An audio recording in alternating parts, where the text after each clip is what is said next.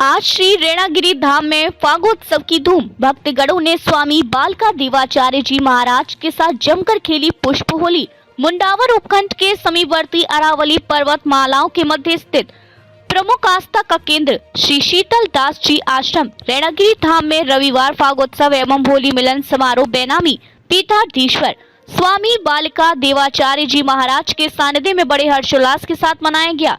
फागोत्सव समारोह में पहुंचे हजारों की संख्या में भक्तगणों ने सर्वप्रथम श्री शीतल दास जी महाराज की प्रतिमा के समक्ष पुष्प अर्पित कर घर परिवार में सुख समृद्धि की कामना की। तत्पश्चात आश्रम के बेनामी पीठाधीश्वर स्वामी बालका देवाचार्य जी महाराज के साथ जमकर पुष्प होली खेली, जिसमें मौजूद सभी भक्तगण फागोत्सव के रंग में सराबोर नजर आए व फाग गीतों पर जमकर ठुमके लगाए। इसके साथ ही मौजूद कलाकारों द्वारा फागोत्सव समारोह में सांस्कृतिक कार्यक्रमों से फाग के रंग बिखरे, जिसे सुन भक्तगण मंत्रमुग्ध हो गए।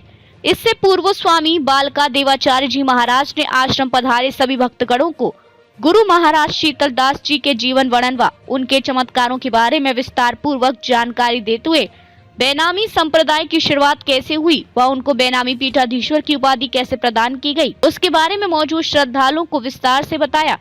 वहीं फागोत्सव समारोह के समापन के बाद सभी भक्तगणों ने पंगत में बैठकर भंडारे में दाल भाटी चूरमे का प्रसाद ग्रहण किया। इस दौरान मुंडावर थानाधिकारी महावीर सिंह शेखावत, एएसआई रविंद्र खैरथल, नगर पालिका पूर्व चेयरमैन अशोक डाटा, योगेश गोयल, पंडित गोपीचंद शर्मा, रोहितास जांगीर, शैलेंद्र शर्मा, विनोद मेहता, सुभाष टाइगर, बिल्लू चांगेड़, विक्की कालानोर, आचार्य सुनील दत्त शास्त्री, प्रमोद मेहता, अशोक पटेल, एडवोकेट कप्तान सिंह गराठी, सोनू भारद्वाज, सुभाष ठेकेदार, प्रमोद मेहता, गौरव ईश्वर यादव, कृष्ण कौशिक, लक्ष्मी नारायण शर्मा सहित बड़ी संख्या में भक्तगण मौजूद रहे। भगवान की बाबा शीतल दास जी महाराज की हनुमान जी महाराज की यापति रामचंद्र की उमापति महादेव की परशुराम बाबा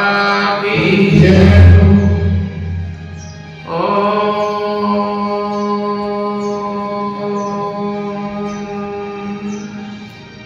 गुरुर् ब्रह्मा गुरुर्विष्णु गुरुर्देवो महेश्वरा गुरुर्साक्षात् परब्रह्म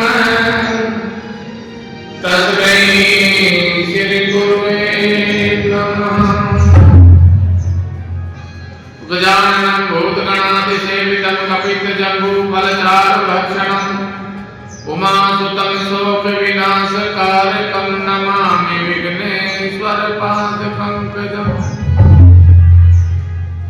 अतुलित बलधामं हेमशैलामदेहं दलद्वलकृशानं जानिनामग्रगण्यं सकलगुणनिधानं वानराणामधीशं रघुपतिप्रिये भगतं वातजातं नमामि। कर्पूरगौरं करुणावतारं संसारसारं भुजगेन्द्रहारं सदा वसन्तं हृदयारविन्दे भवं भवामि सहितं नमामि। रामाय रामभद्राय रामचन्द्राय वीरसे रघुनाथाय नाथाय सीताय पते नमः। सर्वमंगल मंगले श्री सर्वार्थ साधिके शरणे त्र्यंबके गौरी नारायणी नमस्ते। सतगुरुदेव भगवान की जय हो। आज हम सब यहाँ उपस्थित हुए हैं गुरु महाराज की प्रेरणा से। आज का ये उत्सव फाग उत्सव के रूप में मनाने जा रहे हैं हम लोग सब। ये सब गुरुदेव की कृपा है, उनका ही आदेश है।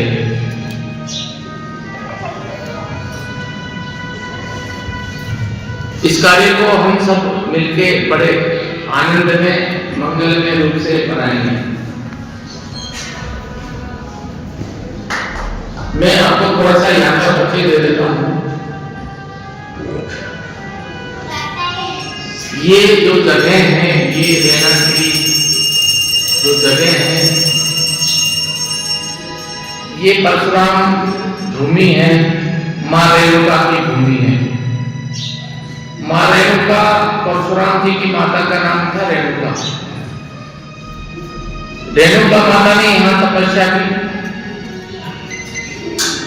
तपस्या के दौरान पानी की आवश्यकता पड़ी, तो परशुराम जी से माता ने कहा कि मेरे को पानी की आवश्यकता है, पानी चाहिए। तो परशुराम जी ने परसा मारा और पानी निकाल दिया, जो परशुराम कुंड है। ये बीहड़ जंगल था। इसी दौरान में बाबा शीतलदास जी महाराज, इनकी जन्मभूमि रसगढ़ में थी। इनका नाम हरदेवा था। ब्राह्मण कुल में इनका जन्म हुआ।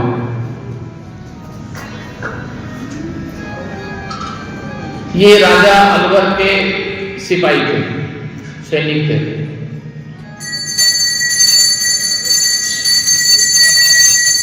इनको रामायण पढ़ने का एक अपना शौक, एक जुनून था। तो ड्यूटी करने के बाद में अलवर में जयपलटन से 1 किलोमीटर की दूरी पर भूरा सिद्ध है जगह, वहां जाते, वहां रामायण पढ़ते थे। हनुमान जी के मंदिर के आगे बैठ के रामायण पढ़ते थे, हनुमान जी को रामायण सुनाते थे। वहां भी ऐसा बीहड़ जंगल था, शेर वगैरह थे वहां पर। उनका नित्य प्रति का ये कार्य था, डेली हनुमान जी को रामायण सुनानी है। ड्यूटी करी, ड्यूटी के बाद में जाते, वहां रामायण पढ़ते। एक दिन ऐसा होता है कि उनने सोचा कि ड्यूटी तो बाद में आएगी, पहले तो रामायण का पाठ करिए, फिर रात को ड्यूटी करेंगे अपने।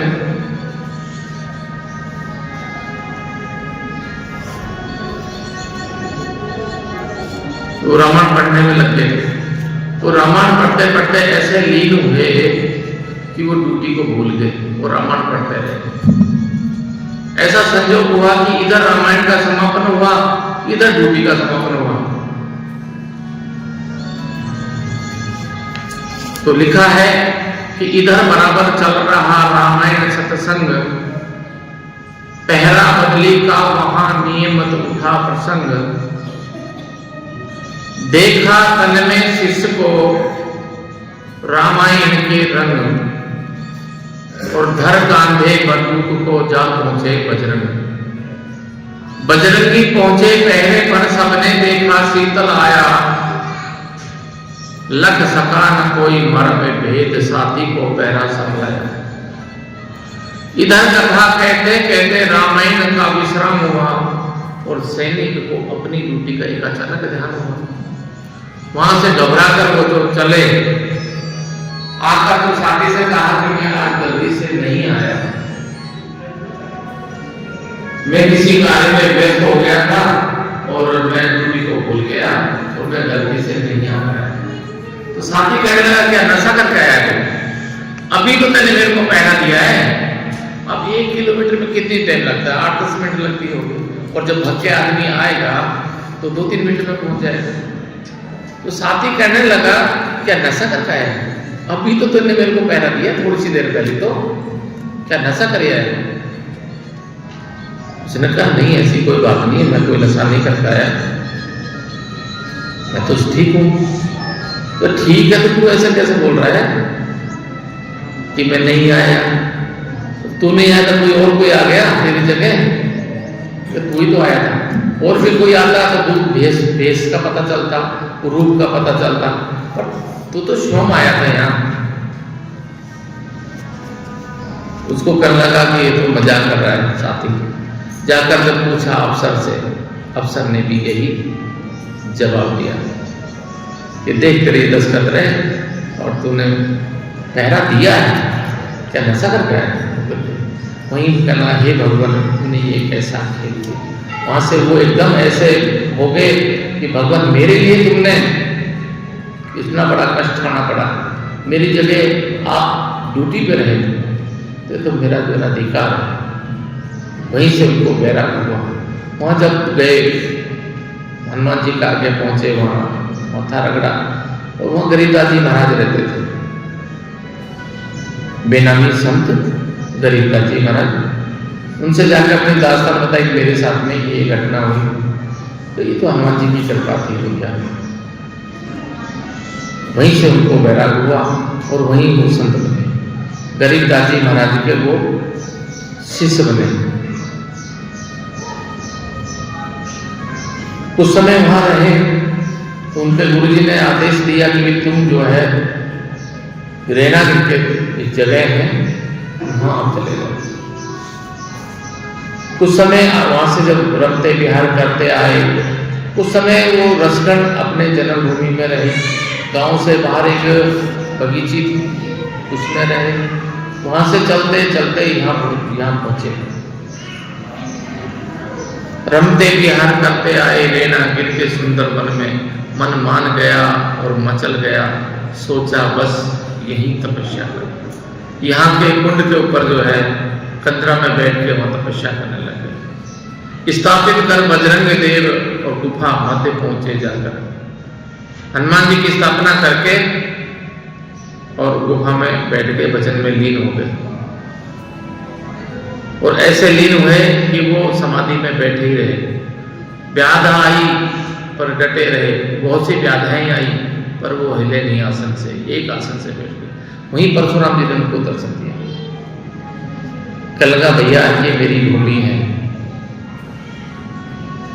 और आप ऐसा करिए, नीचे जाके रहिए, ये हमारा स्थान है। लगा महाराज मेरे को तो भजन करना है, मेरे को कुछ नहीं करना है। तो परशुराम जी के बताए अनुसार इस आश्रम का निर्माण हुआ। उन्होंने कहा आगे चल के इसकी बहुत आवश्यकता पड़ेगी।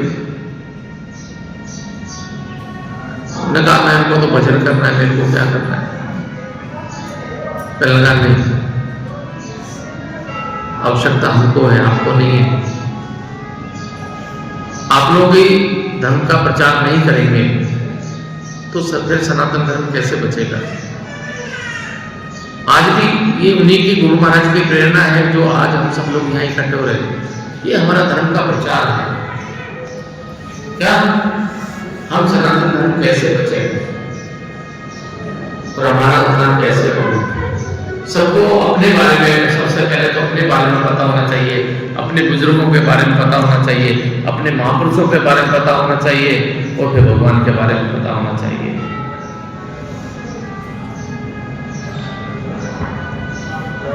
तो उनके बताए अनुसार यहाँ इस आश्रम का निर्माण हुआ और बाबा ने बहुत से चमत्कार दिखाए। यहाँ कितनों को यहाँ जीवन दान दिया और उनकी आज भी जय जयकार है। उन्हीं के द्वारा आज हम सब लोग यहाँ इकट्ठे हुए। तो ये गुरु महाराज का परिचय वाकई का आप सब लोग जानते हैं कि सिद्धि को। तो फिर उनके बाद में यहाँ महारामदास जी महाराज हुए। महारामदास जी महाराज के बाद में मुखरामदास जी महाराज हुए और उसके बाद में हमारे गुरु जी थे रामेश्वर दास जी महाराज हुए। और फिर हमको भी सेवा का मौका मिला, हम भी यहाँ सेवा कर रहे हैं। यहाँ का ये छोटा सा परिचय है और ये गुरु महाराज के प्रेरणा से ही हम सब यहाँ आज इकट्ठे हुए हैं और बड़े धूमधाम से, बड़े आनंद से,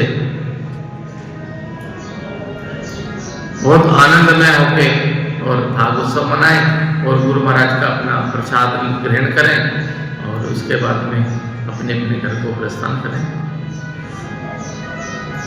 ये सब आप लोगों की व्यवस्थाएं हैं और आप लोग ही इस व्यवस्था को संभालेंगे और आप ही देखेंगे। जय श्री राम।